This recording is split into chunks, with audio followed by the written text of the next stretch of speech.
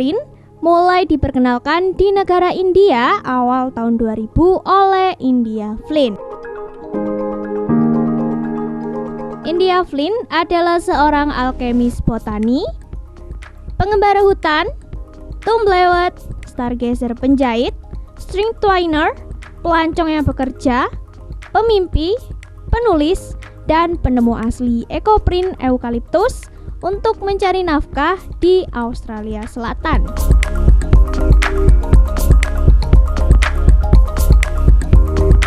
Batik ekoprint dapat dikategorikan ke dalam jenis batik yang dibuat dengan cara mereplika tumbuhan ke dalam kain untuk menciptakan warna serta pola motif yang menarik.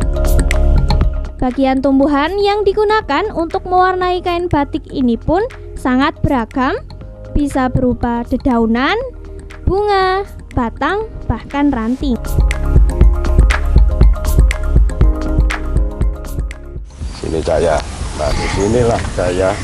Ini merupakan satu galeri, ini kan Kedekado Red Soga Ekoprint. Ini berada di wilayah Kelurahan Temas. Mungkin kita nanti akan masuk di galerinya. Sapa pemirsa dulu. Ya, pemirsa, kita jumpa dalam Pranata Budaya. Pranata Budaya kali ini kita akan mengunjungi dan mempelajari dari ekoprint Red Soga ini. Kira-kira gimana sih karya-karya dari beliau ini ya? Mari langsung saja kita ke dalam ya Pak ya, untuk melihat. Ayo.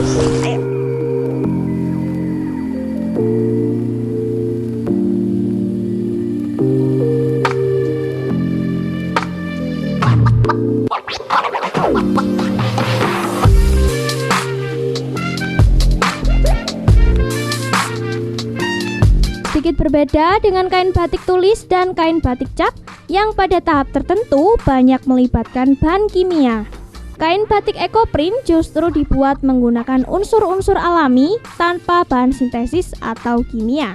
Karena itulah, batik ini sangat ramah lingkungan dan tidak menimbulkan pencemaran air, tanah, atau udara.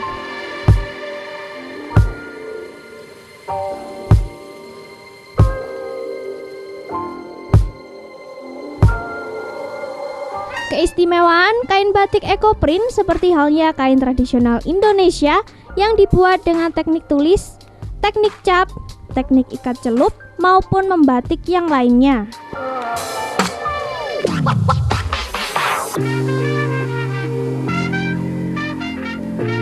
Kain batik ekoprint pada prinsipnya juga memiliki keistimewaan tersendiri. Motif kain batik ekoprint justru bersifat lebih eksklusif dan berbeda dari kebanyakan batik. Dengan corak dan nilai motif yang alami, produk batik ekoprint juga bernilai ekonomis cukup tinggi, bahkan harganya hampir sama dengan batik tulis. Tampilan motif batik yang dibuat dengan teknik ekoprint secara umum akan terkesan unik karena pola yang dihasilkan jadi tidak menentu.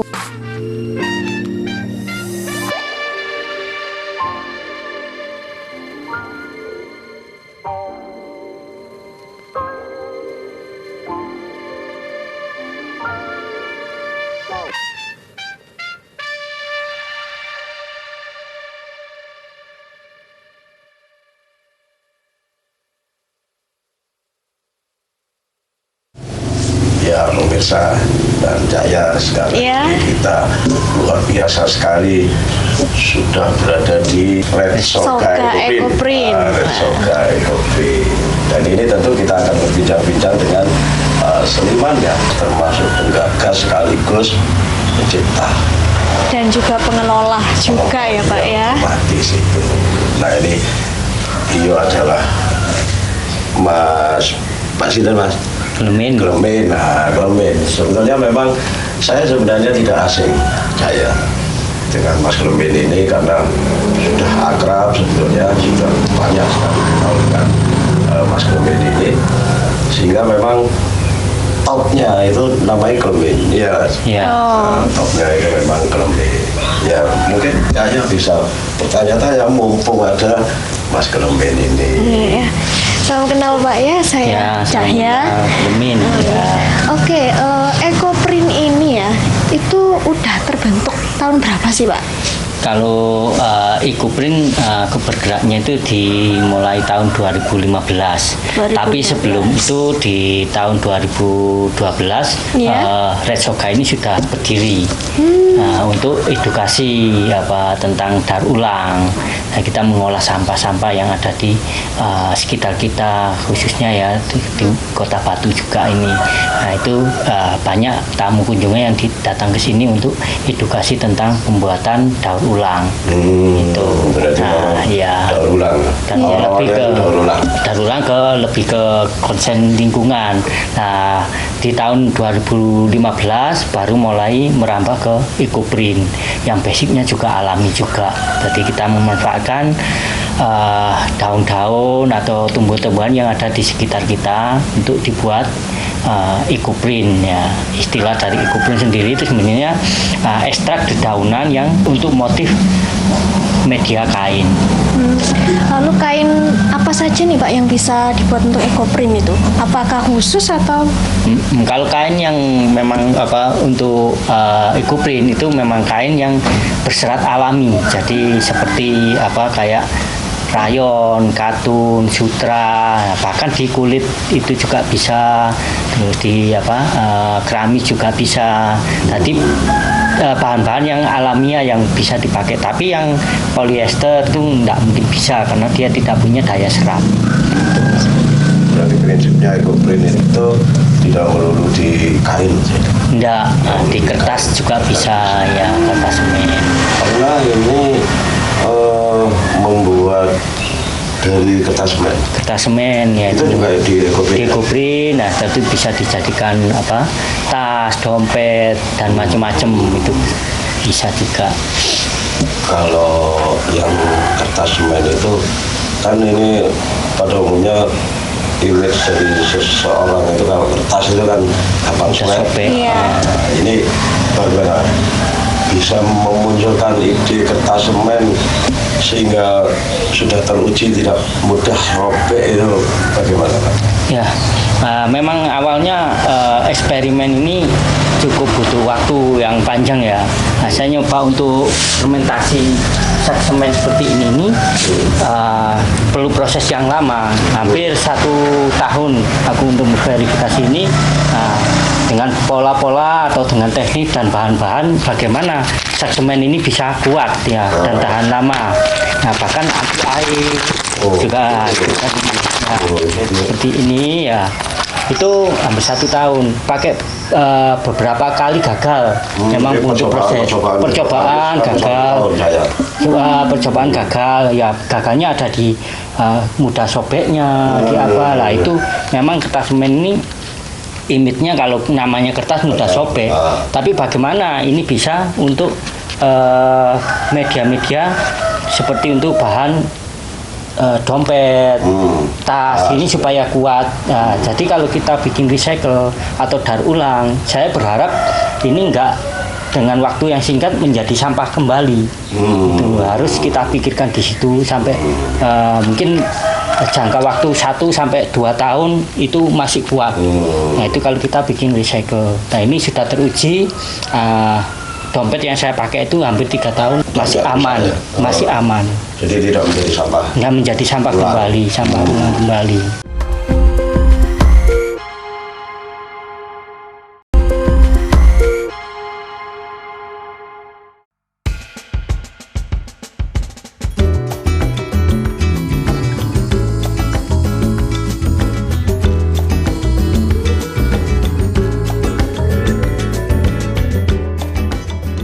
Justru malah saya menghindari proses kimia, proses alami yang kita pakai. Karena kita ngomongnya lingkungan, ya kita basicnya harus alami ya, alami. Nah, itu bahan-bahannya ini pakai semacam kayak getahnya ini pinus untuk finishingnya, yaitu kita campur dengan damar itu kita campur. Jadi proses-proses alami getah-getah itu untuk finishing ini. Itu. Ya, ini bahannya. Bagaimana yang menurut kamu? Sudah bisa sudah melalui proses yang panjang sekali gitu Pak ya. Dan tentunya pasti melewati berbagai ujian yang harus dipikirkan kembali dalam Benar, pembuatan ya, ini ya Pak iya. ya. Ya itu tadi prinsipnya supaya sampah ini tidak dengan waktu singkat menjadi sampah lagi. Iya, Itu masih memanfaatkan waktu sampah yang memanfaatkan masih sampah. bisa digunakan ya. Iya, digunakan. Nah, ini sebenarnya proses ini nyoba kita ekstrak supaya bagaimana sak semen ini tidak polosan. Nah, kita gabung dengan EcoPrint, Oke. kita EcoPrint juga. Jadi tetap semua karya-karya di sini selalu memakai DKI EcoPrint. Ya, kita kasih karena EcoPrint dasarnya memang dasarnya. EcoPrint. Sehingga karena EcoPrint tadi memang bisa di media apa saja. Iya, Kesulitannya EcoPrint kalau di media kertas sama kain sama bahan-bahan keras misalnya keramik tadi katanya bisa ya. Nah ini ada perbedaan bagaimana prosesnya yang rumit atau sama. Kalau dibilang rumit ya, ada sisi kerumitannya. Nah, kalau dibilang mudah ada sisi kemudahannya karena kita sudah coba untuk eksperimen terus ya. terus. Kita sudah mentahu tekniknya. Tapi tiap media ini punya sifat dan karakter yang berbeda. Nah, ini perlakuannya pasti berbeda. Mungkin di pola mordantingnya yang membedakan, di pola visasinya ini yang membedakan, terus di pola lama proses pengukusannya. Nah, ini kan kalau di Retsoga ini produksi EcoPrint-nya dengan teknik yang steam atau kukus. Kukus, ya. Nah, EcoPrint ada dua teknik, yaitu teknik pounding atau pukul ya, ada teknik kukus. Kukus. Nah, ini saya pakai pola yang teknik kukus. Itu. Nah, tiap media ini beda perlakuannya, beda waktu untuk pengukusannya. Kalau di kulit kita hanya butuh waktu 30 menit. Ya. Mungkin di sak semen ini kita butuh waktu sekitar 2 jam. Nah, di kain rayon berbeda lagi, di sutra juga beda lagi. Nah, yang lama itu justru di keramik. Nah, di keramik yang agak lama. Di keramik bisa 2,5 sampai 3 jam itu yang di keramik. Karena proses penyerapannya juga lambat. Gitu, ya, permukaannya licin itu. Warnanya juga gitu. Semua warnanya juga pakai bahan alami semua, dari kulit-kulit buah-buahan, dari kayu-kayuan kita rebus, terus ada dari daun-daun, ada juga yang dari semacam kayak ini getah-getah itu kita pakai untuk media warnanya. Jadi semua bahan alami dengan proses kita rebus ya, bahan-bahan tersebut itu jangan kayu ya. Nah, itu kita rebus pakai air 20 liter, kita susutkan jadi 10 liter, jadi separuhnya. Nah, kalau kita hitung jam itu kira-kira 1,5 jam sampai 2 jam itu baru bisa keluar getah atau klorofil pada daun-daun atau kayu-kayu yang ada itu. Prosesnya agak pekat gitu ya. Agak pekat gitu. Menarik sekali Cahya. Iya menarik. Lalu apa aja sih Pak karya-karya dari EcoPrint ini produknya gitu? Produknya ada kaos, ada jilbab, ada sjal, pasmina, bahkan ada kain untuk bahan pakaian. Ada yang sudah menjadi baju, nah, ada dompet, ada tas. Nah, banyak produk-produk yang kita pakai di Retsoga ini ya. Dari Retsoga produksinya ada juga sepatu kulit. Nah, itu ada juga EcoPrint. Ada udeng batu juga. EcoPrint juga. EcoPrint. EcoPrint juga. Ini kainnya kok bukan kain kan? Ini rayon tapi dengan pola tenun. Ini tenun tekniknya pakai teknik tenun. Jadi nggak rapat tenunnya. Memang ambil teksturnya supaya lebih keren gitu ya. Butuh berapa lama ini Pak? Kalau tenunnya kita sudah beli, ada ya di penenun yang ada di Jogja, ya itu udah ada, kita tinggal pesan ukuran terus sama panjangnya berapa gitu, baru kita proses di sini untuk EcoPrint-nya. Dan ada satu lagi Cahya, mungkin kamu juga merusut berpikir tentang EcoPrint ini. Mesak EcoPrint ini luar biasa sekali. Ada satu corak warna yang sebenarnya menurut cerita Pak Klemen dulu itu ada satu warna yang muncul justru lepas dari kehendak penciptanya, lepas dari kehendak seniman, dan itu tergantung sekali dengan alam semesta ini. Betul, iya. Nah, ada warna-warna misalnya apa kira-kira? Nah, seperti kayak warna kita menghendaki warna merah gitu ya. Nah, kita pakai kayu secang. Tapi belum tentu warna merah ini sesuai apa yang kita inginkan karena itu dengan pola proses alami itu. Antara ini karya satu dengan satunya pasti berbeda. Kita tidak bisa membuat sama. Mungkin kalau mirip-mirip di warna dasar masih memungkinkan ya, tapi kalau persis itu tidak mungkin bisa. Itu juga tergantung ini tadi ya, tergantung apa istilahnya, alam sendiri. Ini nggak tahu ya, kalau saya belum sampai jauh banget meneliti kenapa kok bisa berbeda. Padahal proses sama, medianya sama, perlakuannya sama, mengukusnya pun berbarengan. Tapi tiap sekali kita produksi satu pun nggak ada yang sama, pasti berbeda. Nah, ini unsur apa juga kurang tahu, padahal kalau kita lihat dalam pengukusannya aja sama tapi berbeda. Apa mungkin di tingkat klorofil daunnya ini kadarnya berbeda, atau mungkin di cara menangkap panasnya, suhu uapnya ini berbeda. Ini belum sampai meneliti sampai sebegitu jauhnya.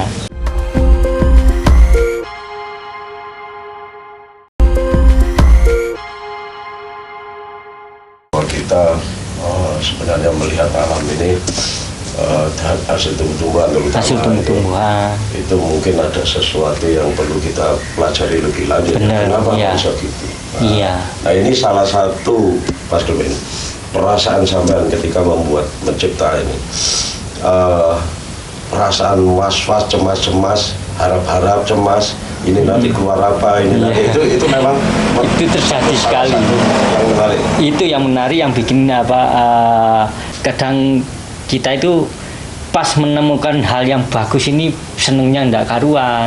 Pas lagi gagal ini ya ada unsur gelonya, karena kita sudah proses ternyata juga gagal. Nah, mungkin gagal di prosesnya, hasilnya itu nggak sesuai dengan apa yang kita inginkan. Kadang gitu Mbak, ya memang benar ini kita nggak bisa memprediksi apa yang terjadi nanti di saat kita proses ini. Jadi kita harus mengikuti alam, harus sabar ya, menerima apa yang terjadi. Ya seperti kayak kita hidup ini ya, menerima aja apa yang terjadi. Kita tidak bisa memprediksi nanti seperti ini. Kita bisa memprediksi, tapi hasil belum tentu sesuai dengan apa yang kita harapkan. Itu. Kalau saya pikirkan gini, saya membuat EcoPrint ini secara filosofi ini sama dengan saya berproses hidup. Ya, kita hidup ya berusaha, tapi hasil kita nggak bisa menentukan. Kita menerima hasil yang apa yang kita lakukan, entah itu nanti kita mendapatkan hasil yang baik atau mendapatkan hasil yang kurang memuaskan, ya kita harus terima. Soalnya karena kita sudah proses, nah, semua hasil ini kita kembalikan lagi ke alam. Nah, kita kembalikan lagi proses ini kepada yang Maha Kuasa yang menciptakan. Ya kita itu hanya istilahnya kalau di sini itu plagiasi saja, kita tidak bisa menciptakan, tapi meniru hal. Nah, hasil tiruan inilah kita harus nanti menerima apa yang terjadi gitu.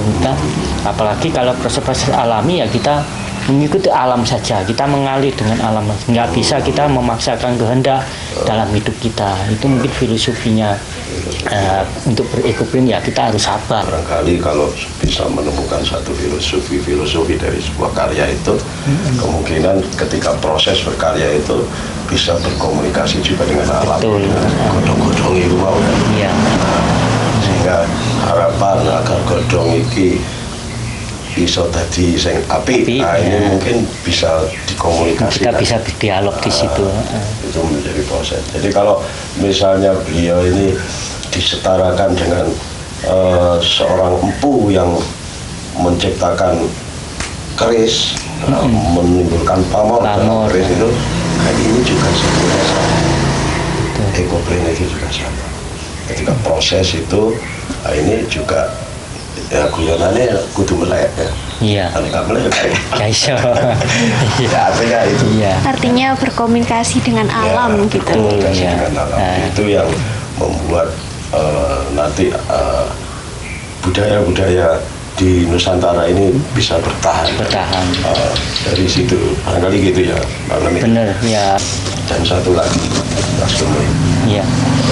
Mas Lemin ini saya, ini tidak hanya membuat karya ekoprint, tetapi beliau juga model juga ya. Desain model untuk bagaimana baju. kain ekoprint ini menjadi sebuah fungsi ya. Iya, mungkin bisa untuk baju, untuk fashion show, ya, kemarin kita juga mengadakan fashion show di Malang Fashion Week. Nah, saya bekerja sama dengan 3 orang berkolaborasi. Ya, mungkin era-era sekarang itu era-era berkolaborasi. Kita nggak bisa mandiri, sendiri nggak bisa. Ya harus berkolaborasi. Kita berkolaborasi dengan desainer, dengan pembuat aksesoris, yaitu dengan Mbak Nirmala ini selaku desainer yang di Batari Lingga. Ya, kita ngobrol konsep untuk Malang Fashion Week, terus sama Mbak Desi ini yang bikin aksesoris yang siluet crochet, ya itu. Terus dengan saya sendiri ekoprint. Nah, ini kita gabung.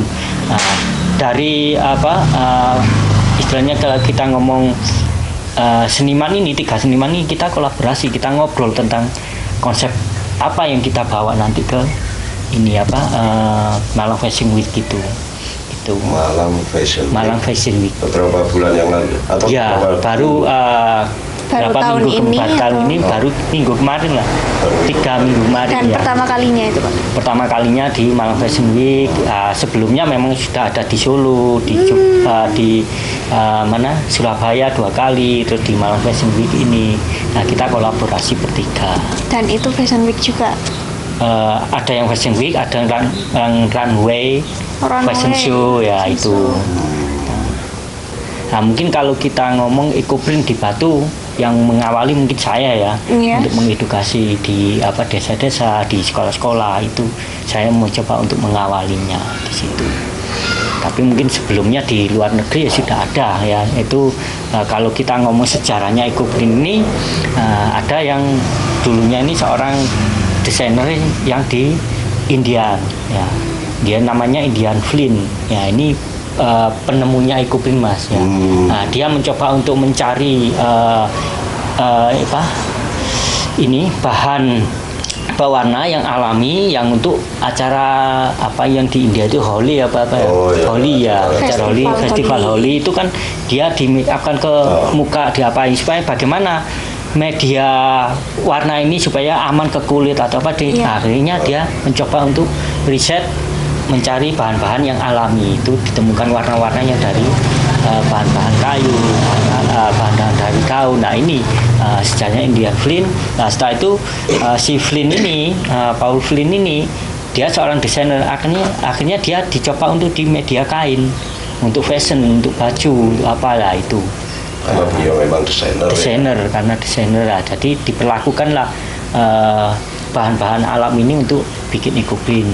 Proses ekstrak dedaunan ini dilakukan untuk bikin pakaian, untuk desain fashionnya dia. Kalau memang orang-orang yang warna putih itu ya. Iya. Lalu kita sudah bicara tentang sejarah, terus produknya, pembuatannya juga yang unik dan perlu waktu yang berbeda-beda ya Pak ya, setiap produk ya. Terus prestasi apa aja sih Pak yang sudah ini dikenal oleh masyarakat gitu? Kalau prestasi yang mungkin dari ekoprint ini ada yang kemarin itu dari mana? Polandia, dari ini Hungaria, ya itu saya bikin karya, itu dipamerkan di sana. Terus ada sampai pameran di Hungaria ya di juga? Hungaria juga. Terus kemarin juga dibawa di Hong Kong. Nah itu untuk apa? Ada orang ini apa desainer di sana itu dia seneng dengan ekoprint saya, terus dia nyoba untuk pesan, ya saya kirim ke sana. Terus ada tamu-tamu yang dari Australia ke sini itu bawa ekoprint, nanti bikin baju di sana. Itulah prestasi yang ada di sini. Mungkin kemarin dapat ini sertifikat pengurangan sampah terbanyak di pengolahan sampah juga dari Wali Kota Batu juga. Itu. Ini banyak prestasi itu, bahkan di sini banyak anak-anak yang dari sekolah-sekolah yang ambil TA di sini, juga ambil skripsi. Sering ada beberapa kali ke sini. Itu untuk TA-nya, untuk bikin proyek perfilmannya dia tentang UMKM atau tentang lingkungan di situ. Jadi juga sudah ke internasional juga Pak ya. Tulis mancanegara ya, Iya. karyanya. Bukan mancanegara ya. Saya kira gitu ya Caya. Iya. Sudah cukup lengkap ini tadi ya. Kita berbincang-bincang dan kita kayaknya mohon pamit ya. Iya, Sudah cukup Mbak? Kamu? sudah. Sudah. Ya enggak? Iya, Berani? oke, terima kasih Matenun Terima kasih, Jaya. Ya. Ya.